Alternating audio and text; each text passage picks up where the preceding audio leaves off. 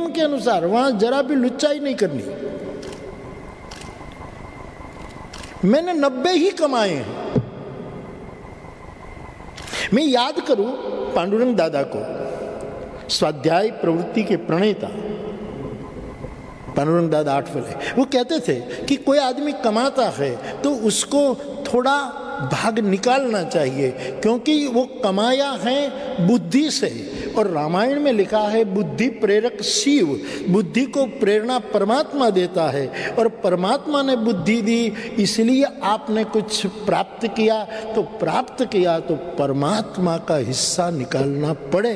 वो 10वां हिस्सा निकले तो ऐसे कितने पावन कार्य को हम सम्मान के साथ विस्तृत कर सकते हैं।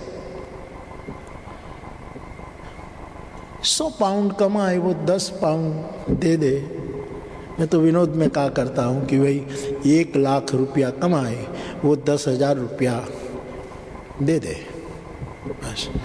तो कोई मुझे पूछे कि बापू 10,000 ज़्यादा है, तो मैं कहता हूँ 50,000 कमाओ, मेरे से जितना फायदा हो सके मैं करा सकता हूँ, और तो मैं क्या करा सकता हूँ। 5,000 ही देना पड़े आपको, इसके लिए कानून नहीं होगा, इसके लिए कोई कानून से काम नहीं होगा, इसके लिए कोई आदेश से भी काम नहीं होगा। आप किसी को बहुत श्रद्धेय मानते हैं, उनके आदेश से भी काम नहीं होगा। ये काम होगा भीतरी संवेदना प्रकट होने से, कि मेरा ये कर्तव्य है कि मैं 10वां हिस्सा निकालूं।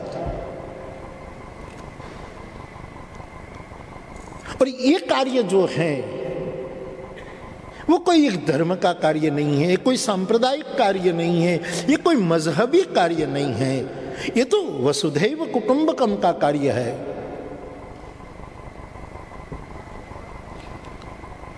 तो मन में संवेदना, शरीर से सेवा और धर्म का दशांश, धन का दशांश विनिमय, ये 3 बातें यदि मिल जाएं तो जीवन में एक बहुत संतुष्टि होगी कि हमने भी कोई यज्ञ कार्य में अपना योगदान दिया।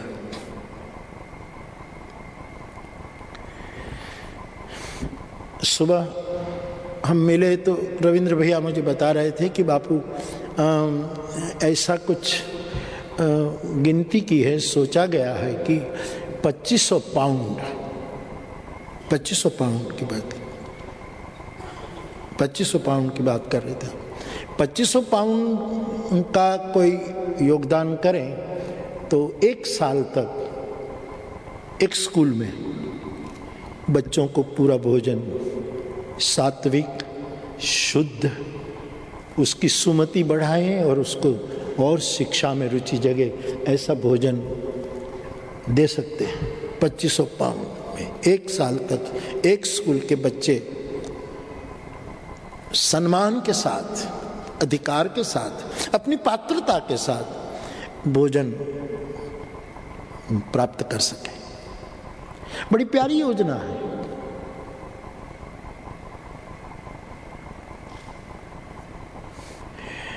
मैं मांगने वाला आदमी नहीं हूं, मैं ज्यादातर अपील भी नहीं कर रहा हूं कभी, और धन के बारे में तो मेरा कोई बहुत, मैं क्या बोलूं, क्या कह सकूं। लेकिन ये योजना की बात आज सुबह जो मैंने सुनी, इससे मुझे बड़ा अच्छा लगा कि ये कोई बड़ा अमाउंट नहीं है।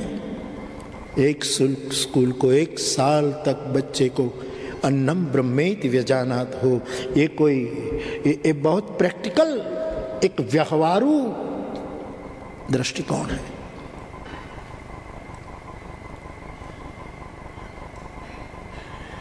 मैं कभी कहीं अपील नहीं करता, ये मेरे स्वभाव में भी नहीं है।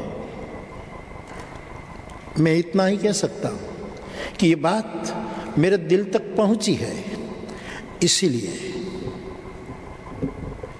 मेरे गांव तलगाजरड़ा के चित्रकूट धाम हनुमान जी की, जो हमारा चित्रकूट धाम ट्रस्ट चलता है, इस हनुमान जी की प्रसादी के रूप में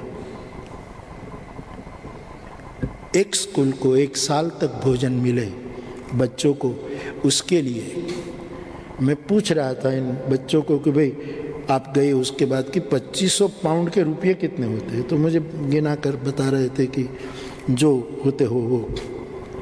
हाँ, मैं आपको अपील क्या करूं, मैं आपके साथ आपका हूं इसलिए बात करूं, लेकिन मैंने ऐसा फैसला किया है कि तलगाजरड़ा के चित्रकूट के हनुमान की प्रसादी के रूप में ये 2500 पाउंड के जितने रुपये होते हो इतने का चेक हम अक्षय पात्र में समर्पित करेंगे।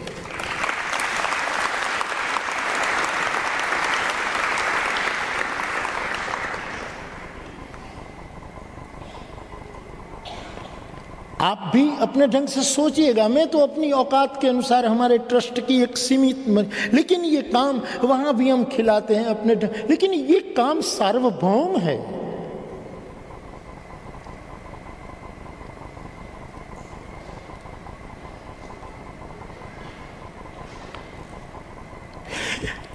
Telephone, cell phone, mobile phone की बैटरी खत्म हो जाती है तो पूरा यंत्र वैसे का वैसा होते हुए भी हम बात नहीं कर सकते, पूरे संसार से हमारा संपर्क टूट जाता है। वही यंत्र है, वही विज्ञान है, सब कुछ है, केवल बैटरी खत्म हो चुकी है। और यदि 5-10 मिनट भी उसको चार्ज हम कर देते हैं तो फिर वार्तालाप शुरू हो जाता है, उसकी कितनी एनर्जी अंदर गई इसके मुताबिक शुरू हो जाती है। मुझे लगता है जिस बच्चे के पेट में, बालक के पेट में भोजन नहीं है, उसके पेट में आदर के साथ प्रभु के प्रसाद के रूप में, कोई उपकार नहीं, अक्षय पात्र की ओर से ये प्रसाद जाता है, साहब उसकी चमक चेहरे पर आती है। जो बिल्कुल ऊर्जाहीन होते जा रहे, चमक आएगी चेहरे पर और वो चमक फिर उसको पढ़ने की ओर अग्रसर करेगी और वो पढ़ेगा तो एक खानदान, एक अपना परिवार एक सक्षम होने लगेगा। ऐसे हर खानदान, हर इकाई अपने आप तैयार होती जाएगी। तो राष्ट्र की ये जो गरीबी हटाओ की जो बात है और विश्व की जो बात है वो सरल हो सकती है मिटाने। तो मैंने ये बात अच्छी लगी तो मैंने तो ये संकल्प किया कि हम चेक ट्रस्ट की ओर से इतने रुपयों का दे देंगे। एक भाई ने कभी मुझे पूछा था, बापू आप बोलते हैं ये फिर आप ही देते हैं कि फिर कोई दे देता है? मैंने कहा नहीं, हम ही देते हैं, चेक से दे देंगे। और मैं तो रविंद्र भाई को कहूं कि मैं आज सुबह भी कह रहा था, हम 5-7 लोग बैठे, खलील जिब्रान का एक संवाद बड़ा प्यारा है। युवान भाई बहनों को विदा की बेला में उसको जो प्रश्न पूछे गए, कभी किसी न्यायाधीश की ओर से, कभी कोई बैंक की ओर से, कभी शिक्षक की ओर से, कभी प्रेमी की ओर से, बिलक बिलक विषय के लिए खलील जिब्रान को पूछा गया कि इसमें आपकी राय क्या है। तो जिब्रान को पूछा गया कि दान के बारे में आपकी राय क्या है, दान के बारे में आप क्या कहना चाहते हैं। तो बहुत सुंदर एक छोटा सा वक्तव्य खलील जिब्रान का। उसने कहा कि दान अपने पास जो है उसमें से कुछ दें, अक्ल हो तो विचार दें, साधन हो तो कुछ साधनों से दूसरों की मदद करें, संपत्ति है तो उस कुछ दूसरों की उपयोगिता में हम शरीक हुए। लेकिन खलील ने बहुत सुंदर बात, जिब्रान ने कहा कि आखिरी दान की परिभाषा तो मेरी यह है कि आदमी अपने पास कुछ है उसमें से दे। ये दान तो है, लेकिन पूर्ण दान वो है कि वो खुद को दे दे, अपने आप को दे दे। अपने आप को देना मानी ऐसे पावन कार्य में अपना वक्त देना, अपनी अक्ल देना, अपनी औकात देना, ये अपने आप को देने की बात है।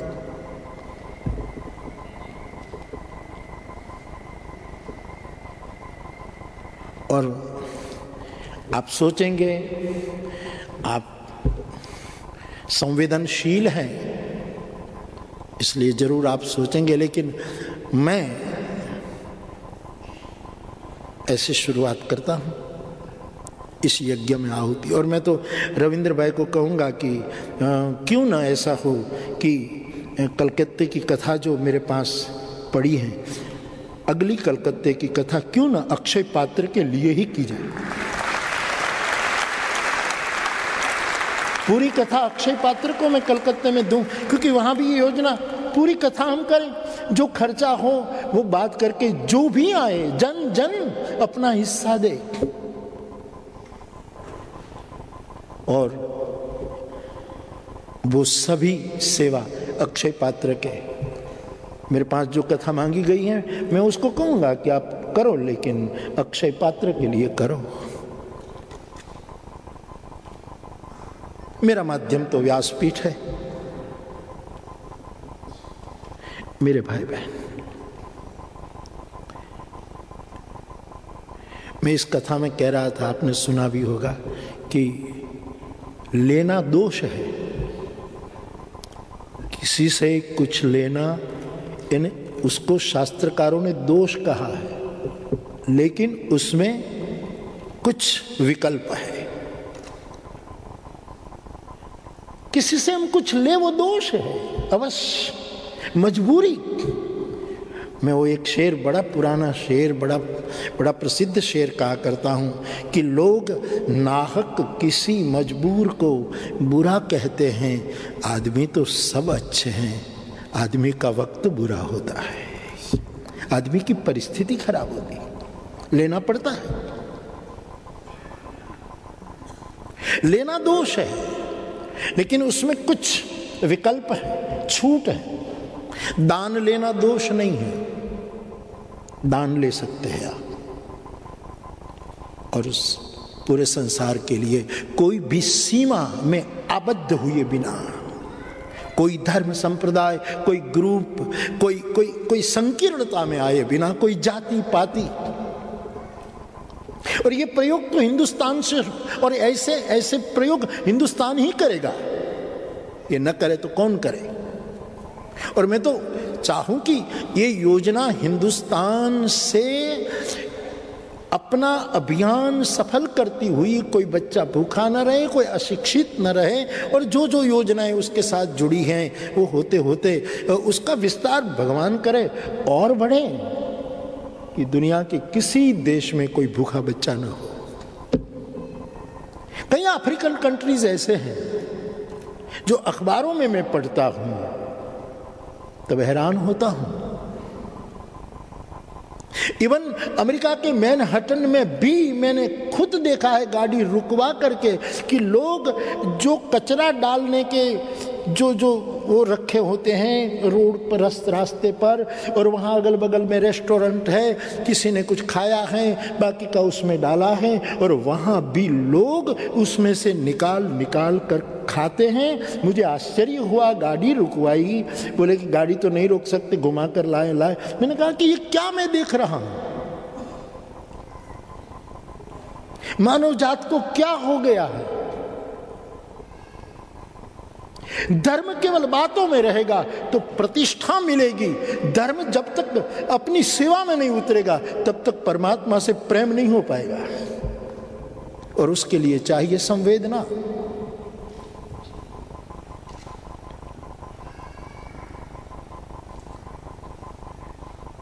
तो मैं तो कलकत्ते की कथा अक्षय पात्र के लिए करूंगा, बात रख देंगे, फिर मालिक जो आगे बढ़ाए। तो मेरे भाई बहन, मन में संवेदना जगे, युवाओं की शरीर शक्ति इसमें जब जब जरूरत पड़े काम में आए, और हम अपना 10वां हिस्सा जब प्रभु प्रेरणा करें तब ईमानदारी से। आपको पता होगा कि देश में विनोबा जी जब भूदान यात्रा कर रहे थे तब विनोबा जी ने एक योजना बनाई थी कि प्रत्येक परिवार, गांव का या शहर का प्रत्येक परिवार रोज अपने घर में एक मिट्टी का घड़ा रखे और रोज एक मुट्ठी अनाज उसमें डाले।